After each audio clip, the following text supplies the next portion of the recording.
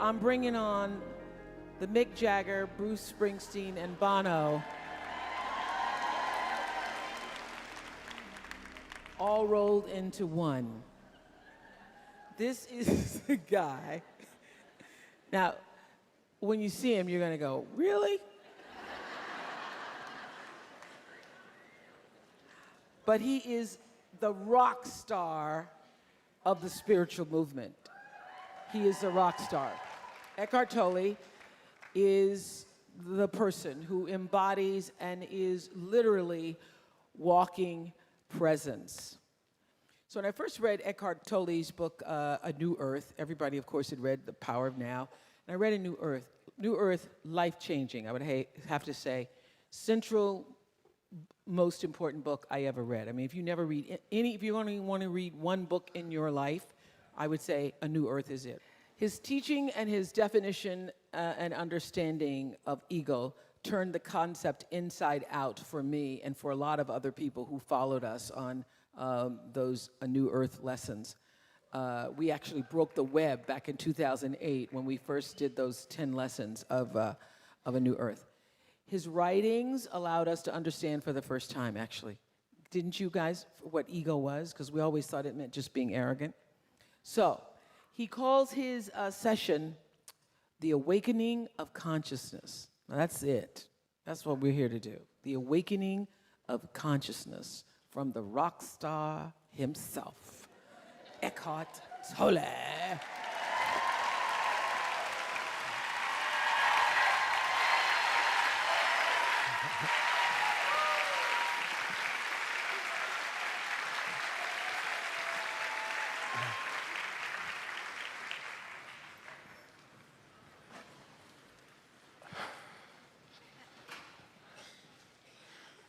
Nice to be here, and now, as you can see, this speaker must be really dynamic. They had to bring out a chair for him. A few days ago, a question that Oprah likes to ask came to mind. I'm sure you've heard it. And the question is, what do you know for sure? What do I know for sure? She asked me that question a few years ago. I don't remember what the answer was because it came out of the present moment.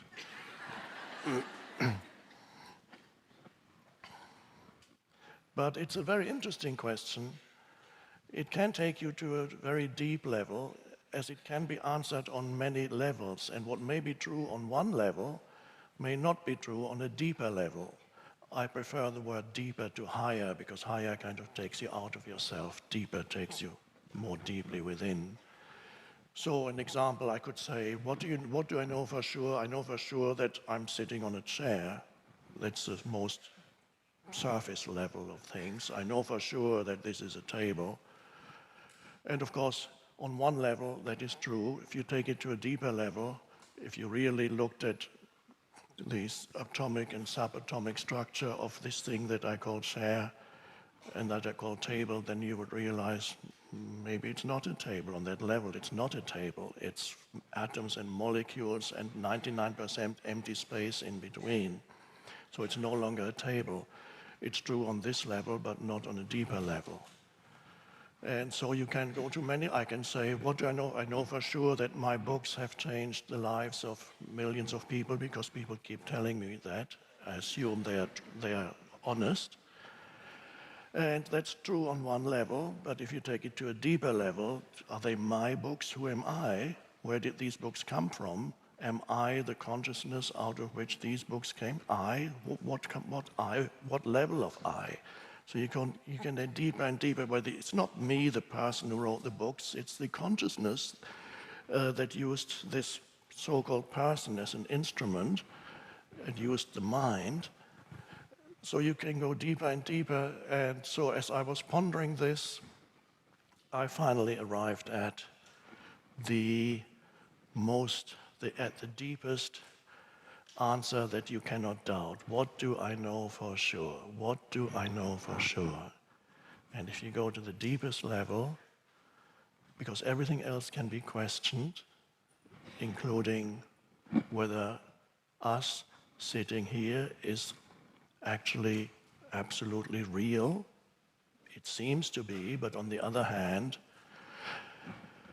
tomorrow you might wake up and for a moment you might not know, did I dream yesterday what happened, that this wonderful spiritual gathering, or did that actually happen? Or when you're on your deathbed, you remember many things, and they suddenly, your life seems to have a dreamlike quality, because things evaporate very quickly. Things arise, situations, and it's gone.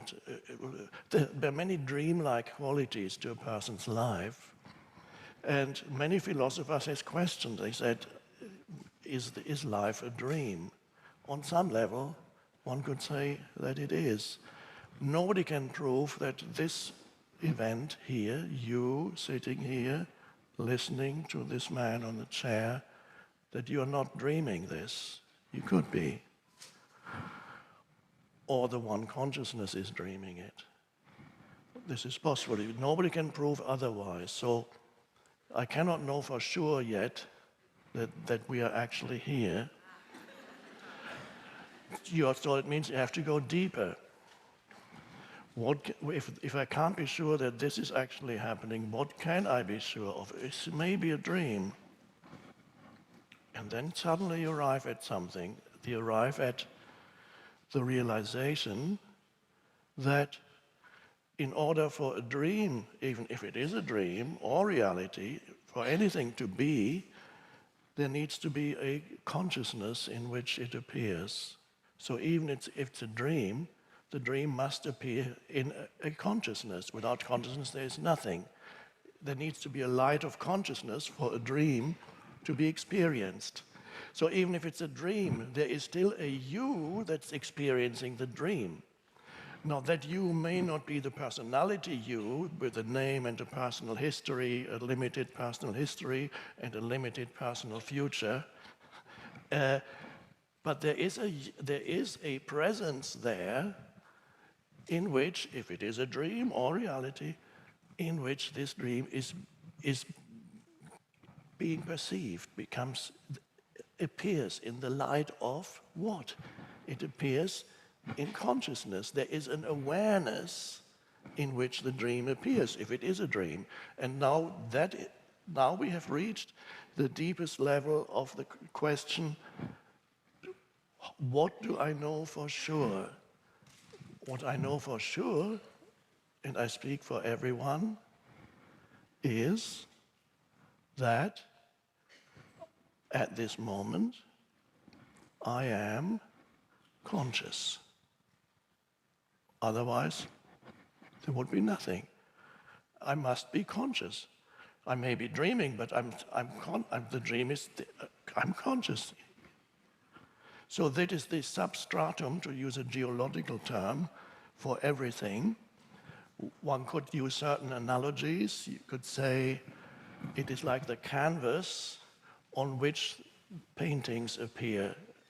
The difference between, in this analogy, is this canvas that is you, the consciousness, is in the background. It enables everything to be and to appear and to arise and to subside, to form and to go back into formlessness. And the pictures that appears on this canvas is your entire life experience. Whatever happens to you, the changing pictures on the canvas of your awareness. And so the only difference between the artist's canvas and this canvas is the pictures change constantly. They're not static. The one thing that's constant about your life is change. Everything is in flux, as the ancient Greek philosophers already found. You cannot step into the same river twice. Everything is subject to change. That was the philosopher Heraclitus, 2,500 years ago. He said, Panta rei is the Greek term. Everything flows, everything is in flux. That was his main teaching. Heraclitus is a pre-Socratic philosopher. He was he taught before the famous Socrates. But then there was another pre-Socratic philosopher, Parmenides, who said the exact opposite. He said, change is an illusion, nothing ever changes. And they are both right. Parmenides refers to the canvas, and Heraclitus refers to what appears on the canvas. What appears on the canvas is your life situation, the continuously changing life situation. But who is experiencing that life that is sometimes fine, sometimes not so fine, sometimes disaster, sometimes elation, continuous changes? What do I know for sure? I know for sure that I am, at this moment, conscious. This is a first-hand realization. You don't need secondary evidence. You cannot even have secondary evidence that you are conscious. Now, even that is perhaps not absolutely correct when we use those words, because when I say I am conscious, that still implies that there is a duality, that there is an I who has a certain quality that's called conscious to it. There's a duality when you say I'm conscious. So let's change that and say I am consciousness. That is the essence of who I am. Presence, consciousness. Now, most people don't know that. They are so hypnotized by what appears on the canvas of their awareness that everything that appears on this canvas of their awareness draws their attention in completely. There's all the things that happen around you all the time. You can see how they draw your attention out continuously and want you to identify with, go into them. Especially nowadays with all the devices that we have. Early in the morning, first goes the first text message, ding. And then your attention goes to the next thing. I need to check the emails now. This is widely. And then your attention, wait, what do I have to do now? And so it's not, and then not only external things draw your attention continuously, even more so the mind, the thought. Every thought that arises absorbs your attention and you identify with it. It goes.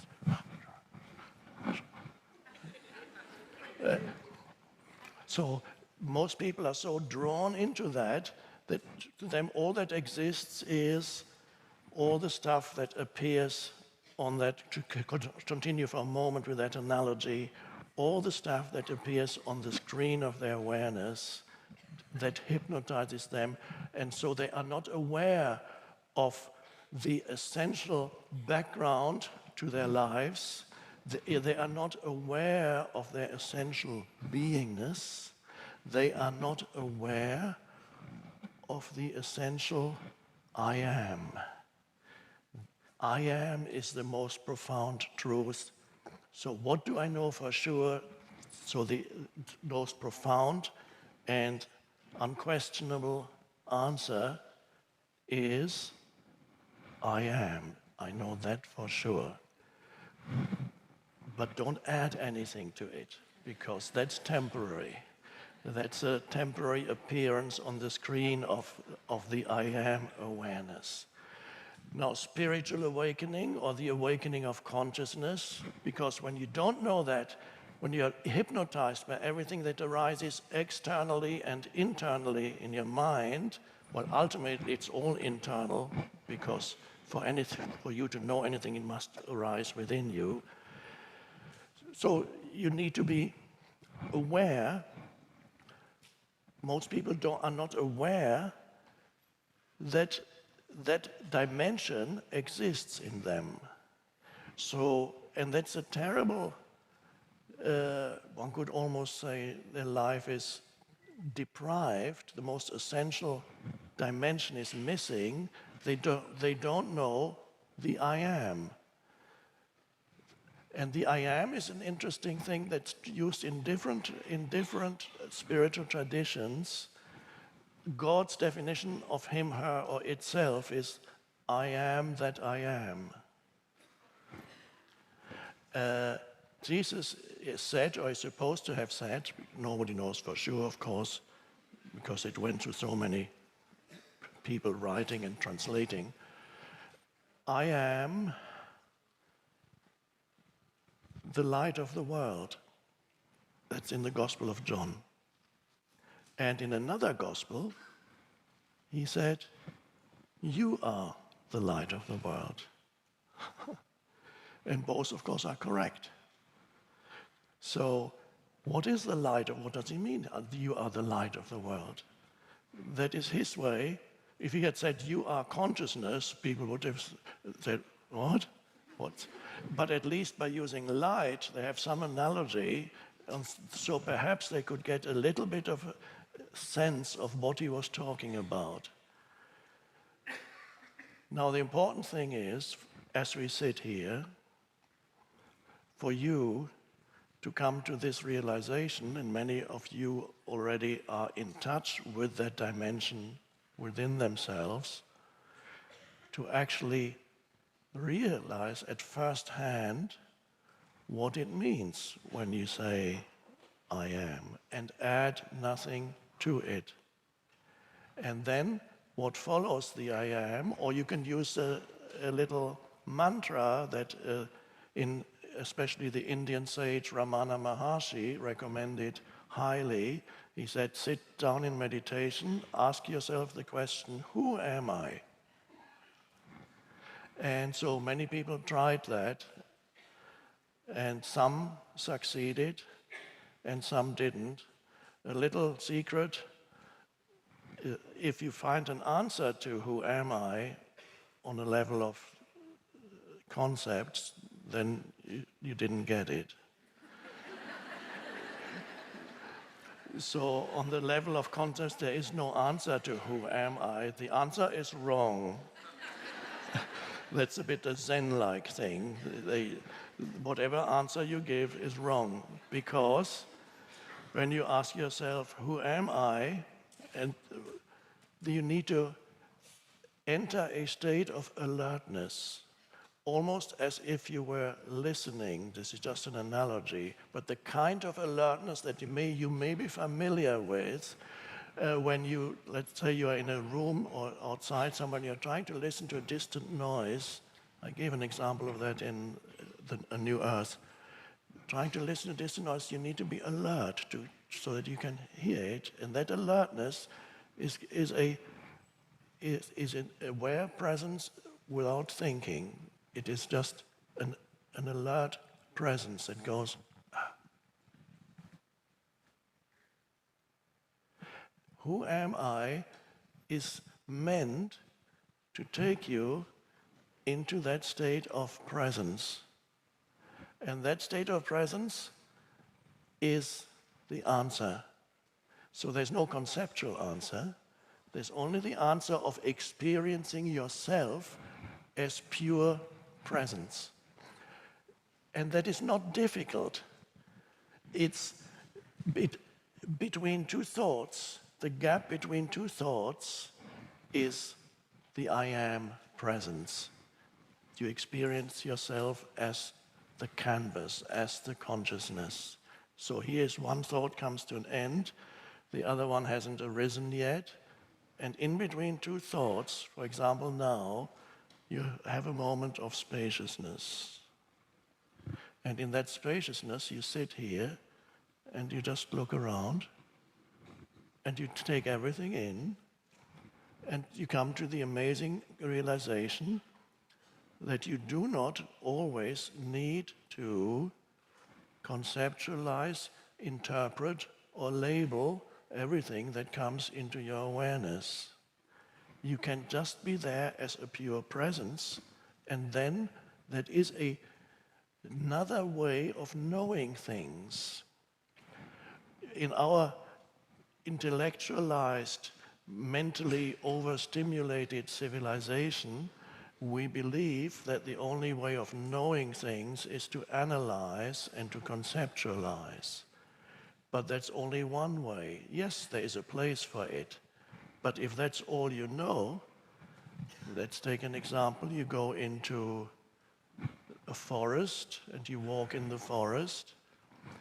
There's one way of perceiving the forest, and that is looking, interpreting what you see. You know the name of that tree, you know that bird, or you ask, well, I wonder what that's called, and so you label it, you interpret it.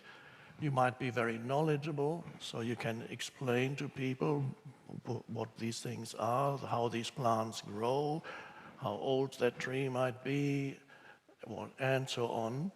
And that's fine, that's one way of knowing the forest. But there's another way of knowing the forest, and that is going through the forest with very little thought, but just an alert presence. And that is a very different way of experiencing the forest from the way of interpreting it. So, and in that way you would go, and you notice your mind becomes very still.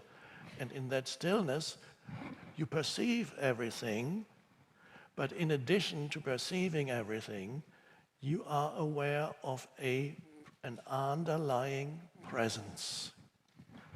And that underlying presence is both yourself at the most essential level, beyond the egoic personality that is short-lived anyway.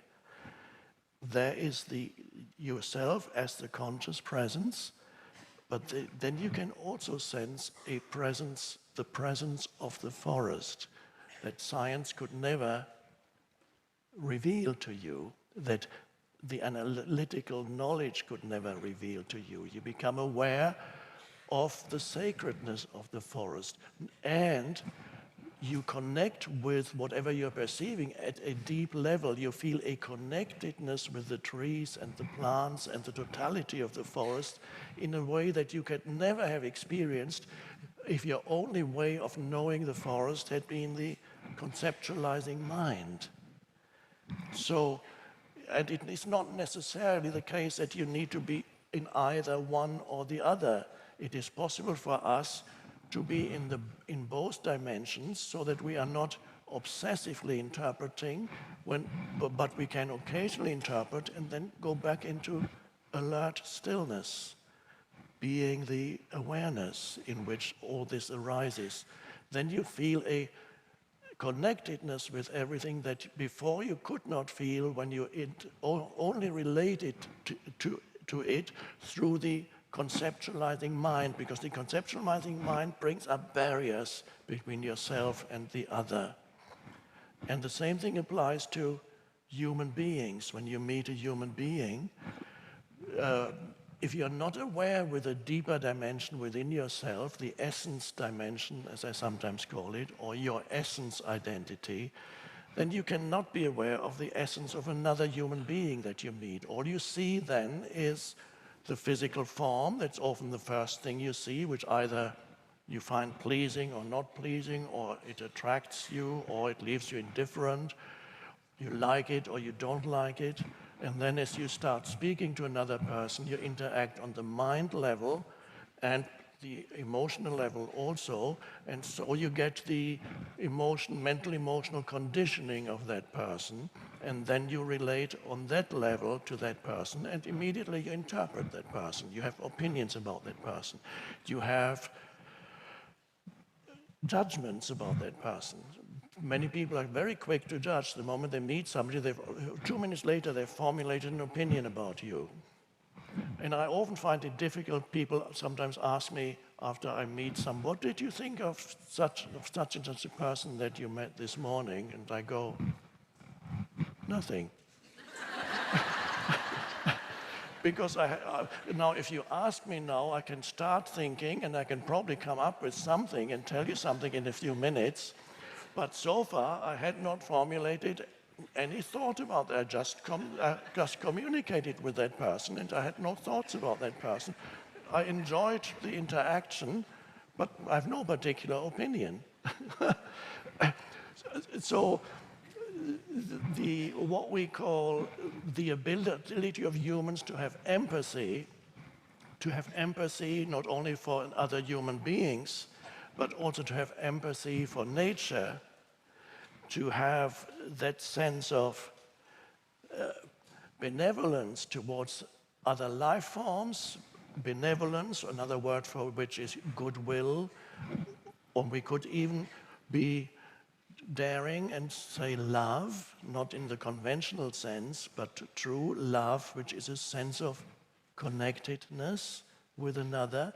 In order to sense that, and it is vital for you to be a true human being, you're not even truly human. I would agree with Confucius, who said that 2,500 years ago. You're not fully human if you do not manifest those qualities of benevolence, goodwill, compassion towards others. So you're still not, it doesn't mean you're evil, it means you haven't arrived yet at being fully human. Humanity, of course, is a work in progress, and some are lagging behind a little bit more than others, and that doesn't make them evil. You just have to see, oh, they're a little bit behind, but make sure the ego doesn't get hold of that thought. So humans are evolving, and the vital thing is for the world that we inhabit to change is a shift in consciousness so that humans can relate to other humans in the deeper level of essence and not the conceptualizing judgmental mind, because that operates not only on the personal level, it also operates on the collective level where people have collective egos, political egos, religious egos, dreadful things, as we all know, are happening there, and they cannot sense anymore that which unites them with others. They cannot feel the other anymore as a living being. They cannot sense the shared consciousness that you share with every life form, with every human being, with everything that exists ultimately. There's a beautiful saying, an ancient saying, which goes, consciousness sleeps in the stone, meaning the mineral of the stone, even that has a glimmer of consciousness, but it's asleep. Consciousness dreams in the plant. Consciousness awakens in the animal, and consciousness awakens to itself in the human. And so that is the awakening of consciousness. That is also be called spiritual awakening that is happening to a certain percentage of population on the planet, still a minority, but that's fine. So the essence of this awakening is to realize, this is not an absolute truth, it's a temporary way of putting it. There are two of you. There is the form identity of you with a personal history and a personal future, and you do your best there. It's good. You'd have to do your best. You learn things, you improve your skills, you experience things, you travel, you get a good job or as good as you can, improve yourself as a person. Good, but not enough. Then there is the other you, one could say the other half, that is the formless you, the formless and timeless essence of who you are. That you need to know that as your ultimate self. Otherwise, if you only know the form you, the form identity, life becomes very frustrating. You never really get any lasting peace or joy in your life, because everything changes so quickly. Whatever you achieve, for a moment gives you pleasure or annoyance, and then either it's taken away, or it dissolves, or it no longer gives you pleasure because you've had it for too long. So life becomes very frustrating if the deeper dimension is missing in your life, and that is the formless, knowing yourself as the essential I am, and that is a sensing, that is the ability to just become still, the ability to look at something or someone without imposing immediately conceptual thought on it or him or her. the ability to become still. I said in my book, The Stillness Speaks, a little meditative book, you are never more essentially yourself than when you are still. You are never more essentially yourself than when you are still, because when you are still, you can sense yourself as the awareness, as the consciousness. And it has no qualities as such. You cannot make it into an object of knowledge and say, there it is. But you can sense there is a presence. That presence, you don't need to remember your name, you don't remember your personal history to know yourself as presence. It's available here and now. It just has always been available here and now, but has always been overlooked. Jesus said, the kingdom of heaven. He talked continuously about the kingdom of heaven. What does that mean? Misinterpreted for a long, long time. My translation of what he said, called kingdom of heaven, is, I translate or paraphrase, kingdom no longer fits our world. Kingdom is dimension, realm or dimension. Heaven in English is a word that in most other languages is the same word as sky. In French, in Spanish, in German, heaven and sky are the same word. So this kingdom of the sky, the dimension of what is the sky, what is heaven. When you look at the sky, you see vast spaciousness. So my translation of kingdom of heaven is the realm or dimension of spaciousness. So Jesus used that analogy to point people to an inner dimension of consciousness that is available to them here and now. Not some future point that I need to get to. I need to get to the kingdom of heaven. It's here and now. He said that all the time. But still they made it into some future point. And he also said the kingdom of heaven does not come with signs to be perceived. You cannot say it's over here or it's over there, but truly I tell you, it is here within you. What was he talking to? Talking about the inner realm of spaciousness or stillness, where the mind subsides and you know yourself as an I am presence. That is your true identity. And once you know your true identity in the background of your daily life, then you can deal with the foreground of your life in a much better way. And the foreground of your life becomes a pleasant playground where you actually do good and enjoy yourself without demanding that something in the foreground of your life should make you happy, including a person. Terrible demand to make upon a person to say, make me happy.